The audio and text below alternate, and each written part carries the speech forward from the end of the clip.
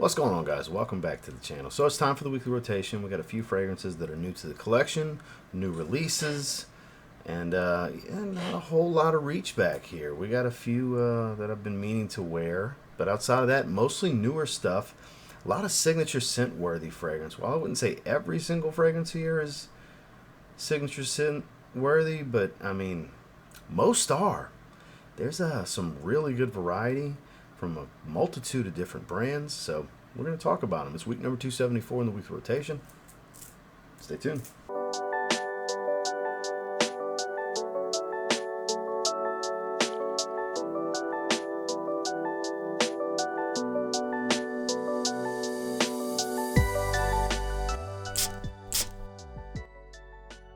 Now, starting off on Sunday, we got a few reachbacks that I'm quite a fan of this fragrance. The very first time I sprayed it, I thought it was just okay, but it grew on me to where I blew through my 5 ml decant and had to have a bottle. This was from a few years ago. This is Giorgio Armani's Acqua Eau de Parfum. This is the first release because I know they re-released it, I believe, in 2024. And I don't know if it's any different. People tell me it's a little different. I don't know why they would change a formula in 2 years' time, but hey. Whatever, I got this one, and this one smells really good. Citric, very green compared to the others. I would say on par with like Profondo Lights, the limited edition flanker from a few years ago. That one was quite green. This one's kind of like a cross between kind of the Mandarin that you get in Profondo with an enhanced greener take on the original Eau de Toilette. Kind of a good way to look at it. Really good performer. Compliment getter just like every other fragrance in the line. Really good stuff. You really can't go wrong with the Acqua line. I mean, yeah, they're fresher fragrances, but they're still signature scent worthy type stuff. I mean, if you're rocking an Acqua fragrance every day, you're in good shape. You smell good. You probably get a decent amount of compliments. And you just, I don't know, you smile more probably wearing something like this, right? So during the day, Acqua EDP. Then when I got out the shower, this bottle changed a couple of years ago. The bottle doesn't even look like this anymore. Synthetic mint, a little aquatic and fresh, but mostly minty green and a bit of citrus. It is Hugo Iced. Again, they don't look like this canteen style canister anymore. They have that more cocktail shaker style bottle. A lot of the flankers for the Hugo Man line. A little bit of spice and zest to that mintiness. Strong minty. Like I hate to say it because it's off-putting to some, especially when they hear it, but like a toothpaste mintiness. But it just works in this fragrance. It smells really good. Average at best performance, really a little bit below average to average type of range. But I haven't smelled the newer bottles. I would assume it's pretty much the exact same formula.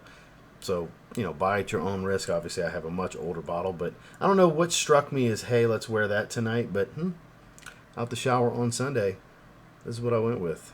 Hugo Iced. Moving into Monday, I would strongly consider this as a great masculine everyday wear, especially for business professionals. Extremely woodsy fragrance. I think one of Tom Ford's better releases for men in quite some time. This is the newer Bois Pacifique in the signature line. I have the 50 ml because that's really all I need. But a lot of oak, which is a tie-in to Costa Azzurra. Whereas Costa Azzurra is more citric, a bit greener, and aquatic. This is much more woodsy, resinous, a touch smoky. More of a fougere-ish type of smell without the enhanced green. Still has that little bit of that aromatic fougere smell to the profile. Man, this is good stuff. Man's type of fragrance. I would strongly encourage you to get out and try this. Nothing Tom Ford is affordable or cheap. Even the signature line, which is the more affordable line. But this is a great everyday wear for guys that don't like the modern sweet stuff or the heavy, fresh aquatics, and they want something a bit more traditional with a modern feel to it. That's who I would encourage checking this one out. This is actually really good. It's Tom Ford's Bois Pacifique during the day. Then we got the shower. We switched it up to something fresh. Have multiple bottles of this. One of the better light blue flankers ever.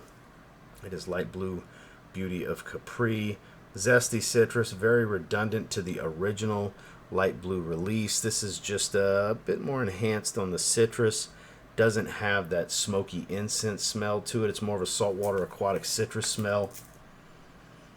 I mean, very zesty citrus and salty. Just really good. Perfect summertime fragrance. Great out the shower for a really good invigorating refreshment of a scent profile. You really can't go wrong with anything light blue. Most of them are pretty redundant to the original. If you got the original, you pretty much have most of the line. Honestly, there are little twists and tweaks on the line. Aside from stuff like Forever and Italian Love, most of them smell pretty redundant to one another. Light Blue Sun being one that features a synthetic coconut. That kind of twisted a little. You get a little bit more of a sunscreen feel out of that one with the light blue DNA, but still some good stuff. Out the shower, Dolce & Gabbana Light Blue. This is Beauty of Capri.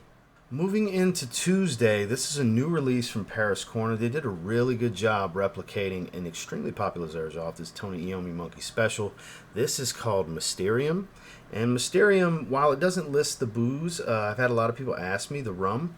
You get a little bit of the rum smell from it, but not super boozy. I know some consider Monkey Special a very boozy fragrance. I never really did. I didn't get tons of rum out of that one, where I get more leather and woods and a bit dry and earthy with that passion fruit fruitiness.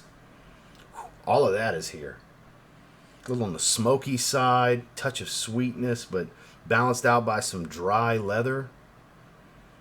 Man, this is good.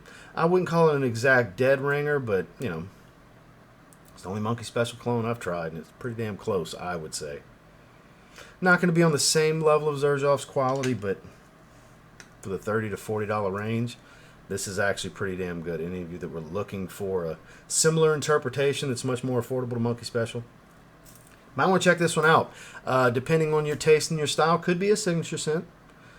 If you like the more fruity, leathery type fragrances, if you're a leather fragrance enthusiast, that's your jam to rock every day, yeah, then you could totally pull this off. It's got just enough freshness, but a lot of density at the same time.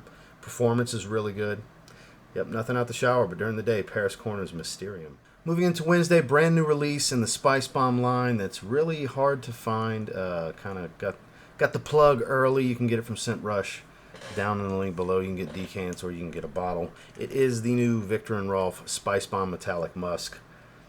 I'm a huge fan. It does smell like a more fresh, musky twist on the original Spicebomb. Not as metallic as the name in the bottle might lead you to believe, at least not for me. Starts off a little like a peppered soapiness, because it's got that Spicebomb spice, all the red and black pepper smell, with kind of a soapier, cleaner musk, and then it starts to become more of a slightly powdered musk. Again, lightly metallic, not really sharp, but lightly metallic, and like I said, it stays Spicebomb's DNA throughout. This is the freshest Spicebomb we've gotten since Spicebomb Fresh. No, I don't think it smells just like Spicebomb Fresh. I've been asked that a few times. That was a very grapefruit, sea salt dominant twist on Spicebomb, where this is a musk twist. Not the exact same. They're both fresher takes on Spicebomb, but not the same fresher take on Spicebomb. And performance for me is a really good longevity. It's really stout in the first hour, then it starts to calm down into more of a moderate to mild type of sillage, but I got every bit of 8 hours out of this fragrance. It's not the longest lasting of the Spicebombs like the Infrareds or the Extreme or anything like that, on par with like Night Vision EDT and the original Spicebomb Fresh, where I get in that 8 hour range of longevity. I think you can pull this one off year round. Definitely worth a sample. I would encourage you, grab one of the smaller decants and try it out. If you're interested anyways. I'm digging it. I'm super happy to have a bottle early. So during the day, Spicebomb Metallic Musk. Then I got the shower. The greatest shaving combo I've ever come across. The Sphinx Beard Caribbean Island shave set, the soap, and then this is the aftershave splash. This is inspired by Creed Virgin Island water.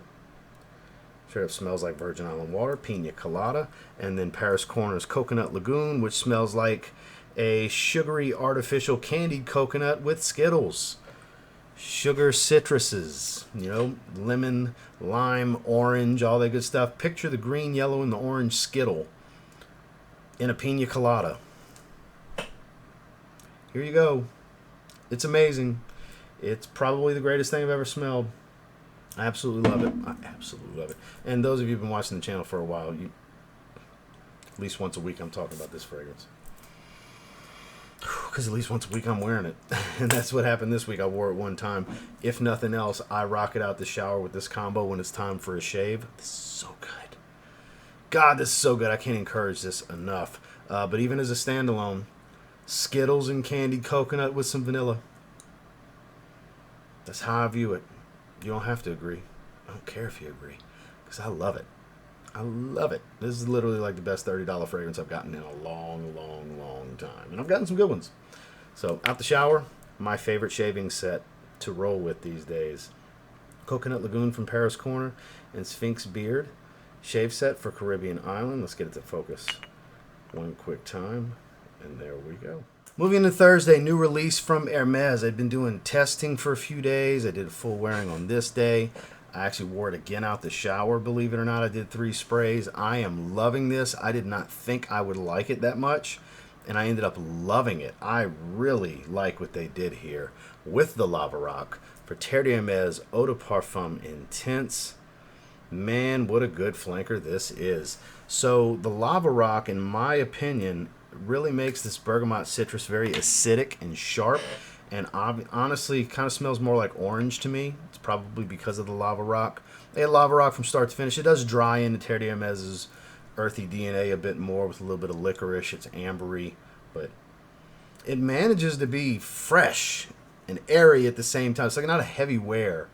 The coffee's not over the top. Like, I would not call this a coffee fragrance, but there's a noteworthy coffee ground up coffee grind smell to this that's very supportive, never overtakes the profile and becomes the main focus.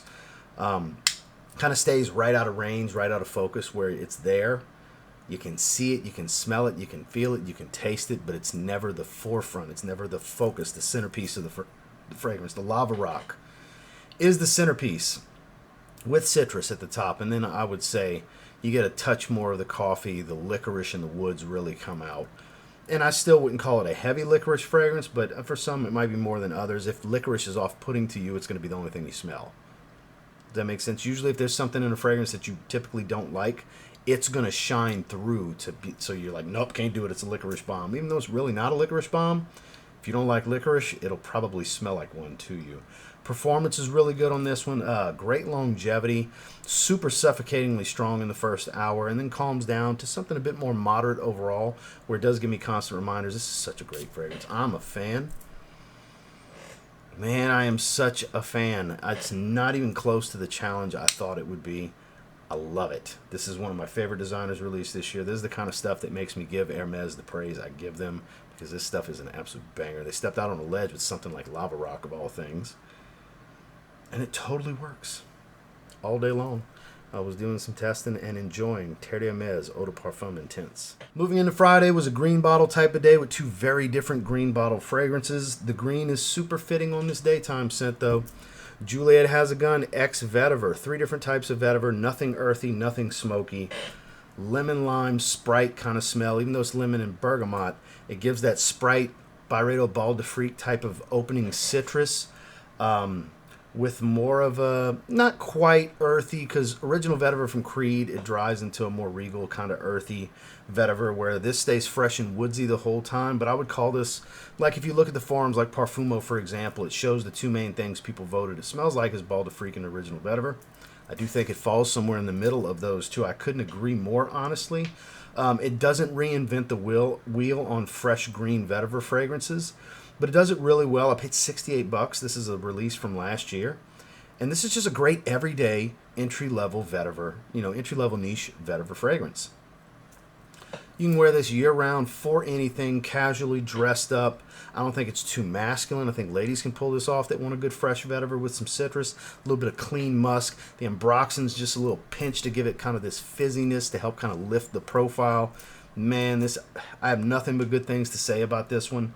Average to slightly above average longevity in that 6 to 8 hour range that I've kind of clocked it at so far, but never super strong either. Present, but not overwhelming. Even if you heavy spray it, you'll just get some nose fatigue. The ambroxan will kind of tame your nose sensors a bit. Like, you may not smell it, but others around you will. So mindful of the sprays, try to keep it away from in front of you. But yeah, it's not a must-have in your collection, but boy, you could do so much worse for the $60 to $70 range on a fragrance. This is really good. I am so glad I decided to pick this up. And for those of you like Ego Stratus that took my advice over the years on that Blueberry Aquatic, this is the green counterpart. This is good stuff. During the day, Juliette has a gun, ex Vetiver, just so easy to wear. Then we got at the shower. Green bottle fragrance is very different.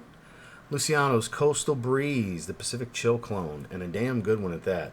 Can't touch the quality of Pacific Chill, but the profile is pretty close. That citron apricot, juicy fruit, tropical citrus smell, fresh green, very much palm leaves by the beach, citruses, waves crashing, very solar type of feel without the sunscreen smell.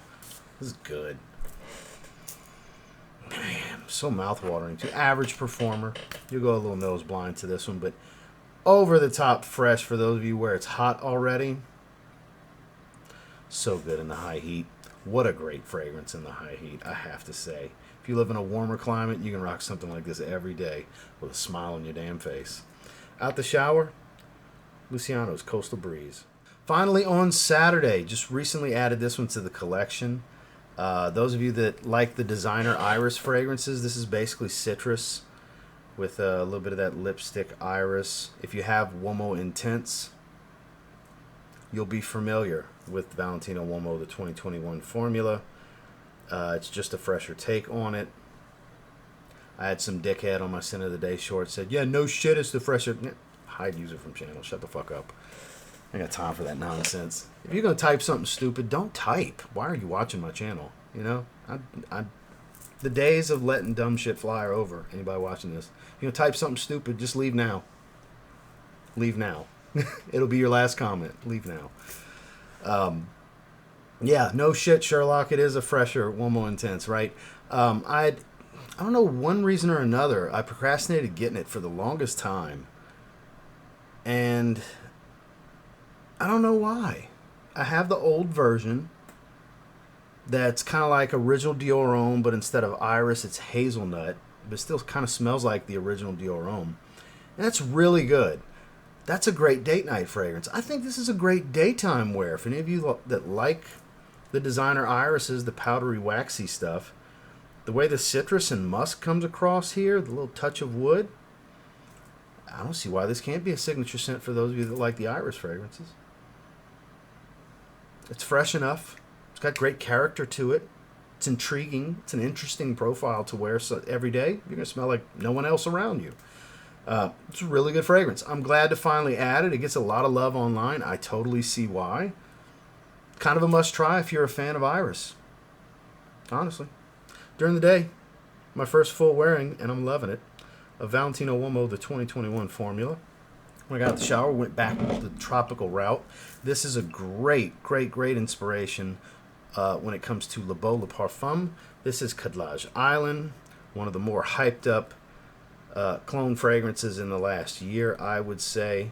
Hard to keep in stock. It's in that mid to low $30 price point. Beautiful bottle.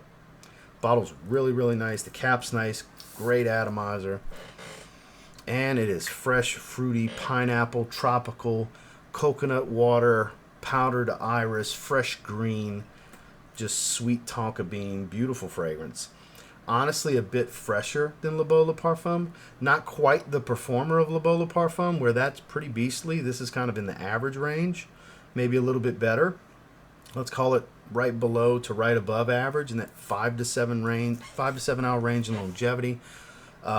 You'll wear your nose out dialing up the sprays before you even realize it's really strong. It might come across as weak when you start dialing up sprays.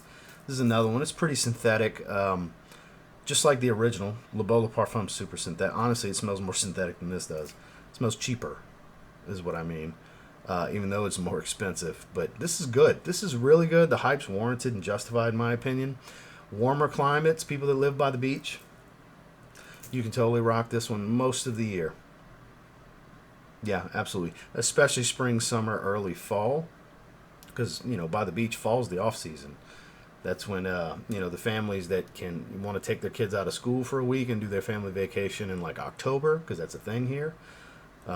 They do that. So, because it's still, like, beach weather into October here. So, really good stuff. I'm a huge fan of this fragrance. Out the shower, Khadlaj Island. Well, that's this week's rotation. Week number 274, 274 weeks strong at this point, well over 5 years.